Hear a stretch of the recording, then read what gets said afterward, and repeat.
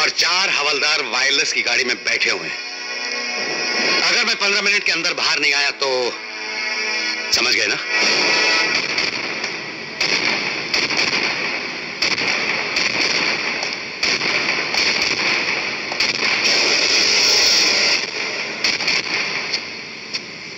देख लिए अपने भाई रंजीत की हड्डियों के एक्सरे। हड्डियों के कितने टुकड़े हुए हैं वो तो गिन लिए होंगे। लेकिन हड्डियां क्यों टूटेगी? क्या रंजीत चाचा किसी मुजरी वाले के कोटे से गिर पड़े? चुप कर डोडो, ये तो शुरुआत है।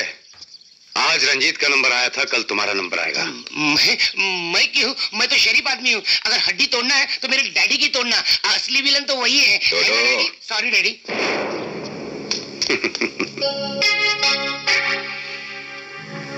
इनकी हड्डियां तोड़ने की जरूरत नहीं पड़ेगी। इनके गले में तो फांसी का फंदा आएगा।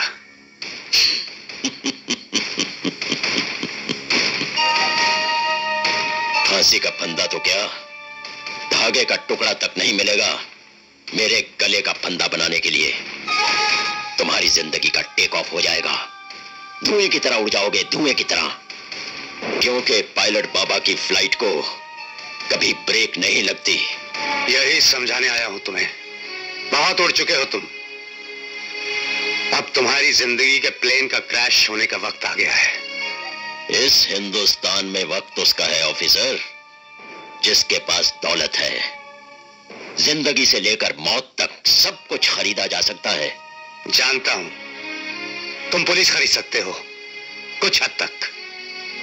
मालूम है यहां नेता बिकाऊ हैं, हुकूमत की मशीनरी बिकाऊ है कुछ हद तक। तुम कानून और इंसाफ तक को खरीद सकते हो कुछ हद तक। लेकिन याद रखना वो हद मुझ पर आकर खत्म हो जाती है। तुम सब कुछ खरीद सकते हो लेकिन एक सच्चे ईमानदार पुलिस ऑफिसर की ईमानदारी नहीं खरीद सकते। आज की दुनिया में ईमानदारी वो खोटा सिक्का है जो बाजार में कहीं नहीं चलता। हिंदुस्तान में मिट्टी से लेकर इंसान तक हर चीज में मिलावट है। इसीलिए मैं हिंदुस्तान का पानी तक नहीं पीता, इंपोर्टेड बियर पीता हूं, इंग्लिश।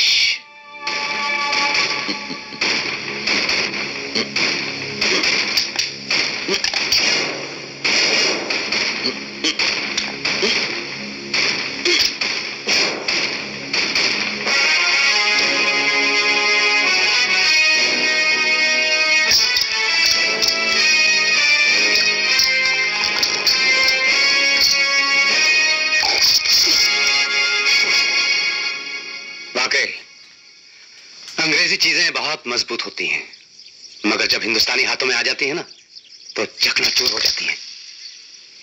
सोच लो जब ये हाथ तुम्हारी गर्दन दबोचेंगे तो इंपोर्टेड बेयर की तरह सारी सांसें उड़कर बाहर आ जाएंगी। खाली डब्बा रह जाओगे, खाली डब्बा।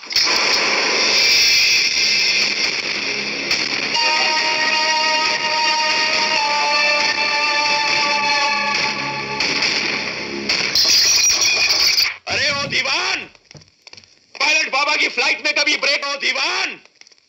पायलट बाबा की फ्लाइट में कभी ब्रेक नहीं लगती। हट जा आगे से। दीवान, दीवान, बाहर निकलो, बाहर निकल जाओ। आउट। वो पुलिस वाला मर जाएगा मेरे हाथों। उसने मेरे गुस्से के गैस स्टेशन को माचिस दिखाई है। मेरे छोटे भाई को अरेस्ट करके उसे हवालात में पंपिंग कर करके उसका हड्डी पसली तोड़ दिया है। क्या कुर्सी पर बैठे बैठे धुआं छोड़ रहे हो? अरे तुम्हें कैंसर हो जाएगा, कैंसर। अरे कुछ बोलते क्यों नहीं हो तुम? मैं वकील हूं पायलट बाबा, बोलने की फीस लेता हूं।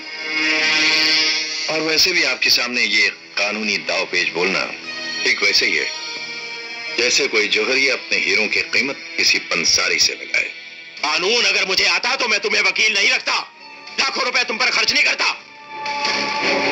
चलो मेरे साथ फौरन, वरना मैं उसके पुलिस स्टेशन पर बुलडोजर चलाकर उसे रनवे बना दूंगा। बुलडोजर चलाकर पुलिस स्टेशन जमीन में दब सकता है मगर कानून नहीं। अरे भाई तुम्हें रंजीत बाहर चाहिए ना? हाँ, आ जाएगा। जरा उसे अदालत में तो आने दो। साइलेंस। नहीं रोते बेटे, नहीं। भाभी, इसे अंदर ले जाओ। मम्मी पापा ने धक्का दिया।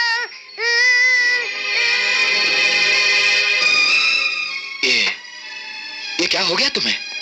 पहले जब राजू को जरा सी चोट पहुंची थी तो तुम उसे उठाकर अस्पताल ले गए थे, सारे स्टाफ को जमा कर दिया था, और आज तुम्ही ने उसे चोट पहुंचा दी। असली मुजरिमों को पकड़ने की ताकत नहीं है तुम में, इसलिए अपनी कमजोरी का गुस्सा एक बच्चे पे निकालते हो। बड़ी बहादुरी दिखाई तुमने जो उसे धक्का दे दिया। बुज़दिल हो तुम, बुज़दिल। अगर इतना ही गुस्सा है तो पकड़ लो उनका गला, दो उनको सजा। अपनी हार का बदला अपने घर वालों से क्यों लेते हो? नाकामयाबी ने तुम्हारा दिमाग हिला दिया वरुण। तुम अब चिढ़ने और अपने आप को नोचने के सिवाय कुछ नहीं कर सकते वरुण। शराब पीने से कुछ नहीं होता, शराब इंसान को नकारा बना देती है, नकारा।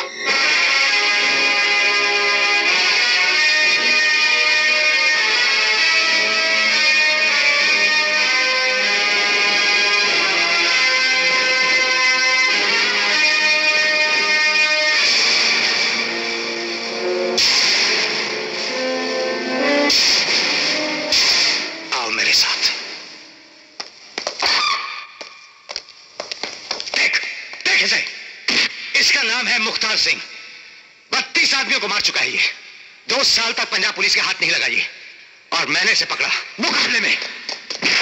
और तू मुझे नकारा समझता है? देख, इसे देख, इसका नाम कश्मीरा है। 4 बच्चों को अगवा किया इसने, 4 छोटे छोटे मासूम बच्चों को।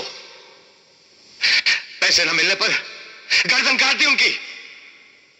3 दिन तक पीछा किया मैंने इसका, 3 दिन तक भूखा प्यासा रहा मैं, गुराई में जाकर दबोचा इसे। और तू मुझे कमजोर कहता है? उसे देख, देख इस हरामजादे को। इसने एक वैश्या के लिए अपनी बीवी बच्चों को जिंदा जला दिया था, जिंदा जला दिया था। और देख, यह है शिवा। माहिम से दादर तक हवा भी रुक जाती है जब यह निकलता है। यह अपने आप को शिव जी की तीसरी आंख समझता है।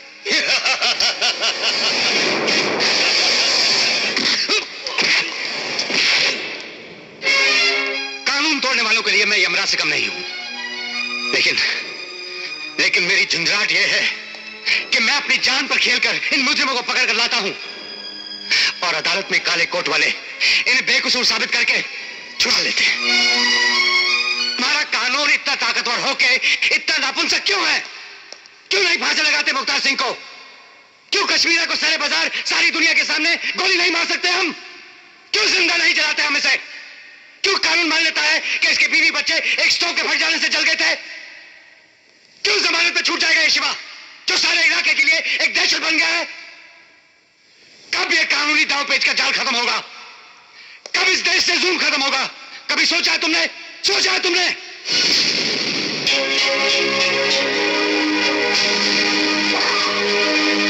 सोच लिया।